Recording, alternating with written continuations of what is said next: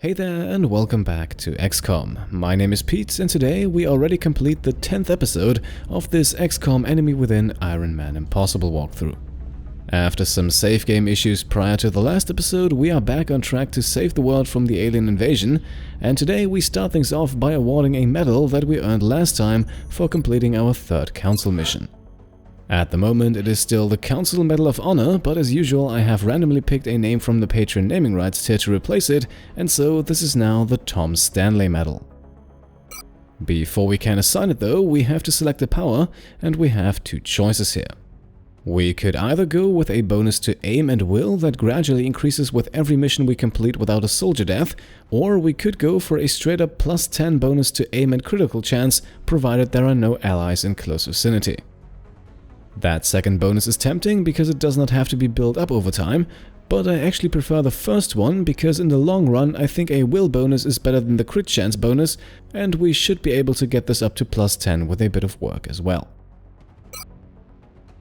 So, who does the medal go to? Well, it provides an aim bonus and I like my snipers accurate, so I think we'll go with Rosilius Wargal again.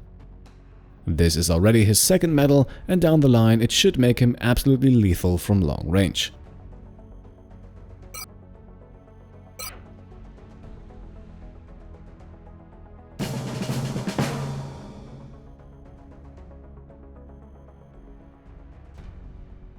Moving on, we make a quick stop in engineering. We have received a decent cash reward for completing the last mission, so let's spend some of that cash and start excavating the next two areas. We will need them soon enough, especially considering that we will need to build another power generator soon. Also in engineering, we can now spend even more money and purchase 2 additional scopes, because with 6 soldiers in our squad we want everyone to be well equipped. The first scope will go on our new heavy, Shaojie Zhang, whose stats are much better than that of a regular heavy at this point in the game, and since we're building him up to be a suppression heavy who fires his rifle a lot, the added accuracy will be very useful. With a total aim of 85, he is now as accurate as a lieutenant level sniper, and we'll hopefully see that translate into some kills soon. The second recipient is then no surprise. George Teasdale is a sniper and being accurate over long range is his bread and butter, so he does not need the grenade and can instead also equip the scope. And with that, I think we're actually good to go now, so let's start scanning for alien activity. And here we are, we immediately discover some abductions going on, so let's take a closer Commander, look. we're receiving several urgent requests for assistance. There are abductions in progress at each marked site on the hologlobe. As usual, 3 countries on 3 continents have been hit, and we have to choose between Australia, France and Mexico. Australia would give us 4 scientists, a very tempting reward considering that we could really use some of those to speed up our research projects. From France we could obtain another soldier, namely a sergeant level support, however with 2 supports already in the squad we have no desperate need for a third one at this point. Mexico then would give us 4 engineers, and those are always useful, but of course we can't pick purely based on reward, so let's have a look at the panic levels.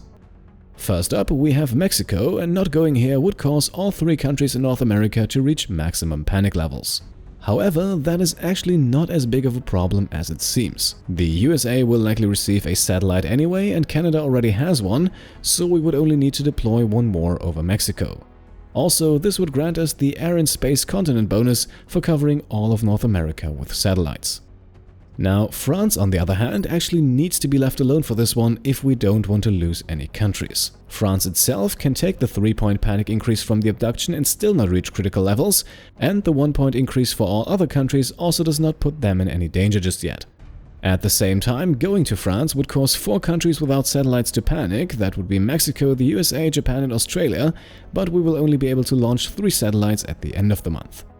So we are basically left with the choice of going to Australia or to Mexico, and both would have similar consequences. 1 country on each continent will most likely receive a satellite anyway, that would be the USA and Japan, and we can now choose whether the third one will go to Mexico or to Australia. And I think we should go to Australia for 2 reasons. Number 1, it would unlock the Air and Space bonus from North America if we cover all 3 countries, and number 2, we would receive additional scientists, which is arguably the one area that we are lacking in at the moment. So let's assemble our crew and send them over to Brisbane, Australia for a very difficult abduction mission. However, instead of support Nicholas Mahoney, we will take our second heavy Shaojie Zhang. He should be a little more useful here.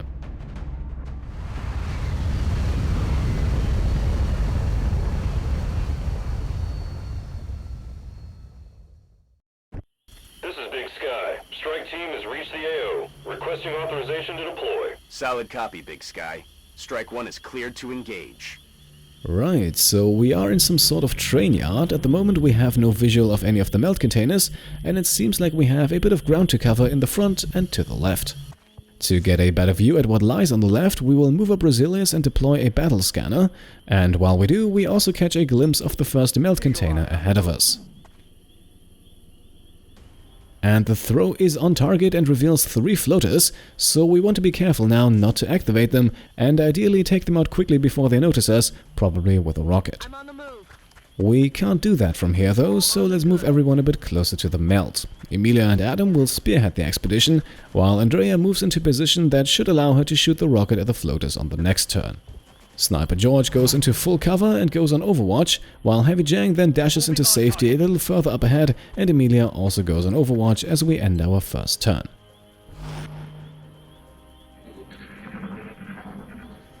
Nothing happens though, so let's kick things off with Andrea, who can indeed fire a rocket right into the middle of the floater pack for a guaranteed triple kill. Lovely, that is our left flank cleared, at least from what we can tell, so let's move a bit closer to the melt with Emilia, who then also reveals the second container near a truck on the left. Adam once again dashes to stay close to our support, while Rosilius does the same thing one more time. He can move up a bit and throw another battle scanner, this time at the area behind the melt in the small building over here. Getting a better look. Once again, we get lucky with the throw and uncover a group of Seekers, and because they haven't seen us yet, let's bring Zhang and T-Stale around and into decent overwatching positions. On the move. Emilia then also goes on overwatch again, and let's see what the aliens do.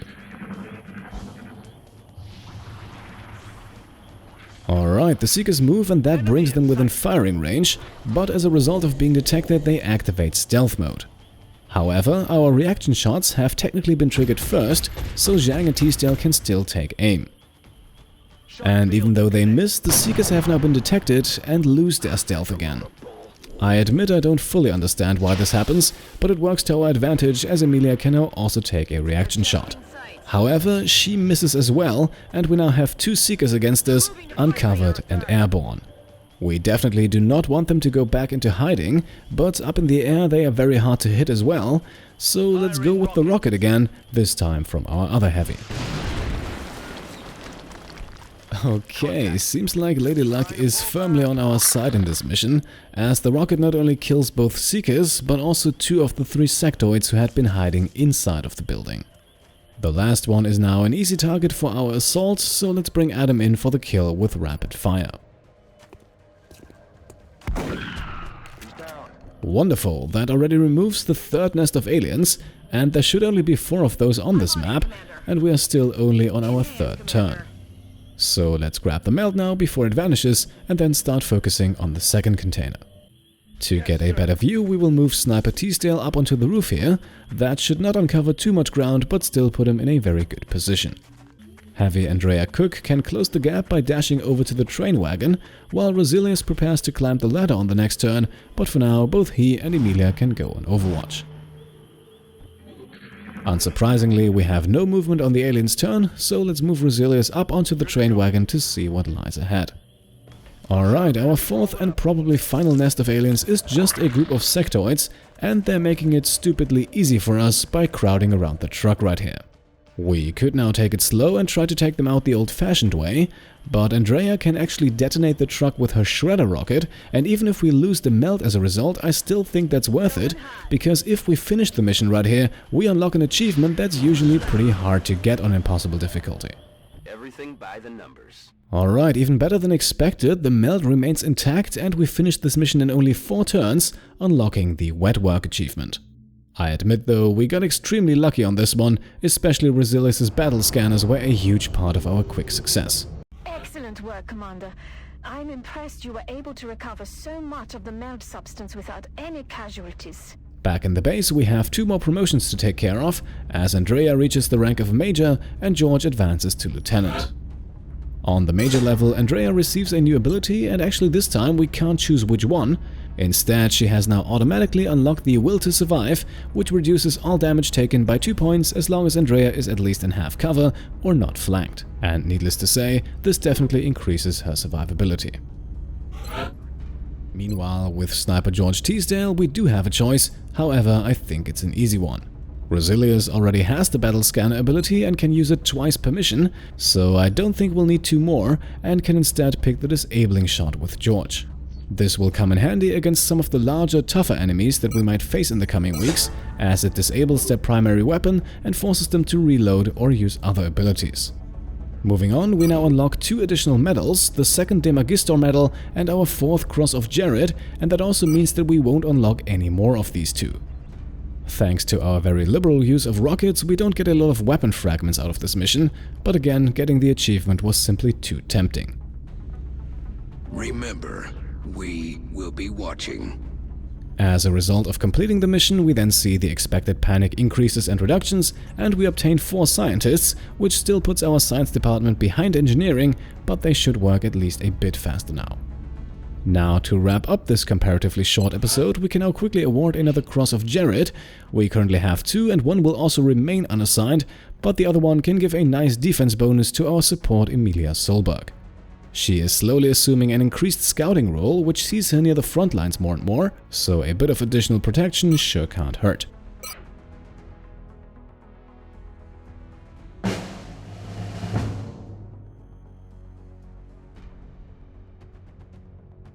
Like I said, the other medals will remain unassigned for the moment, because in order to unlock another achievement, we need to make sure to have at least 1 of each medal available for the very last mission of this playthrough. That one is still far in the future though, so let's not get lost in the details for now. For now though, we will actually make the cut in what is a slightly shorter episode than usual. As you can see, we have 8 days left until we finish the next project in our base, so it's very likely we run into another mission before that, and that one might take a bit longer than the one we finished today. So let's make the cut right here and see what awaits us next time. Until then, I hope you enjoyed the episode, and if you did, then I would be happy if you could leave a thumbs up. If you want to support me and my channel further, then you can of course subscribe, or you can support the Pete Complete Patreon. Thank you all for watching, and I'll see you next time. Cheers.